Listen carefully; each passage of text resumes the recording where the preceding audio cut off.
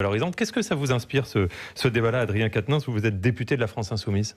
Ça m'inspire du dégoût. C'est-à-dire que moi, j'ai déjà du mal à m'intéresser au sport pour le regarder. C'est-à-dire que j'en pratique un peu, de manière amateur, mais je ne suis pas un fanat de foot. Mais quand on voit ces montants, ce sont de véritables sorciers du fric. Il faut dire les choses comme telles.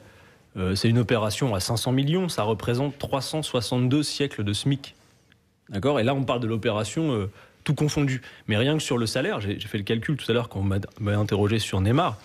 Pour gagner une année de rémunération de ce joueur de foot, c'est-à-dire les 30 millions annoncés, un travailleur au SMIC devra travailler pendant à peu près 2173 années.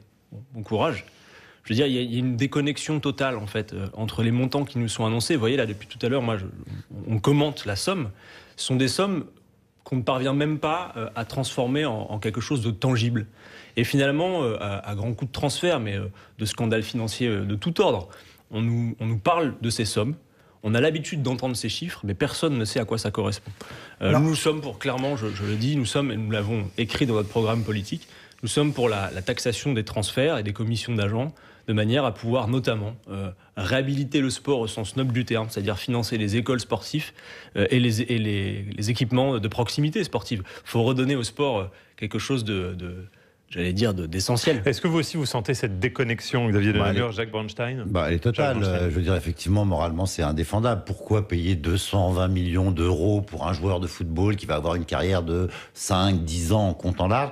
Et pourtant, il y a une réalité économique derrière qui est que les droits de la première ligue, par exemple, en Angleterre, ont été multipliés par 2 l'année dernière, et que les transferts par rapport aux transferts d'il y a 2-3 ans sont 2 fois plus importants. C'est un monde qui est monté à des hauteurs qui n'ont plus aucun rapport avec ce que connaissent le commun des mortels et qui continuent à monter. Est-ce que mettre ça en perspective avec le SMIC, comme le fait Adrien Quatennens, est-ce que ça vous paraît pertinent? Parce que vous mettez ça en perspective avec le SMIC. On parle de personne dans les deux cas, effectivement. Attendez, il y a des millions de SMICards qui aussi sont très heureux de regarder le football à la télévision. Je le fais de manière à ce qu'on puisse se rendre compte de ce que représentent ces sommes qui, de mon point de vue, lorsqu'on les nomme, ne représentent rien. Là, au moins, en disant qu'un salarié devra, pour gagner ce que lui va gagner en une année, travailler plus de 2000 années, on sait de quoi on parle.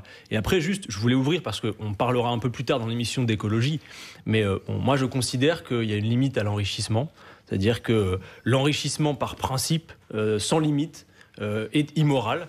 Mais par ailleurs, se pose la question, on en parlera après, on parle d'écologie et d'empreinte écologique. Cette veux questionner, que fait-on avec autant d'argent ? Quels sont les besoins humains qui justifient de telles rémunérations? C'était amusant d'ailleurs de voir les images tout à l'heure de l'arrivée des joueurs au Barça, c'était le mondial de l'auto. Ils ont un régime alimentaire particulier, mais est-ce qu'ils se nourrissent 2000 fois plus qu'un SMICard? Mais ils ont 100 personnes à leur service, des maisons géantes. Je ne cherche pas à le justifier, mais ils trouvent visiblement quoi faire de cet argent. C'est pas toujours d'un goût très, très assuré, mais... Non, il est clair, Adrien a raison, il faut lire le livre d'Hervé Kampf qui s'appelle « Comment les riches détruisent la planète ». Mais pour moi, le sujet ici, c'est quand même derrière ce foot business. C'est-à-dire qu'effectivement, il y a des enjeux colossaux d'un point de vue financier, c'est clair. Mais là, derrière, c'est pas... D'ailleurs, le Qatar avait été rattrapé sur une affaire, parce que je crois que c'était l'agence de tourisme qui avait mis 200 millions, puis finalement, elle a dû retirer 100 millions. Il faudrait voir réellement les coulisses, comme je dis, du business, et de voir si c'est vraiment tout ça, il y a une éthique. Parce qu'encore une fois, je répète, alors moi, j'ai amené un petit livre qui s'appelle L'amas ardent de Yamen Menaï, qui est un auteur tunisien, qui est absolument génial, et dedans, il raconte à un moment, le livre commence où il y a des mecs du Qatar qui l'appellent d'ailleurs le cafard et qui sont en train de négocier dans un bateau les transferts. Et que tout ce pays, ce sont que des histoires de pognon et des histoires de pognon qui ne sont pas très très clean. Et moi, c'est ça qui me gêne surtout.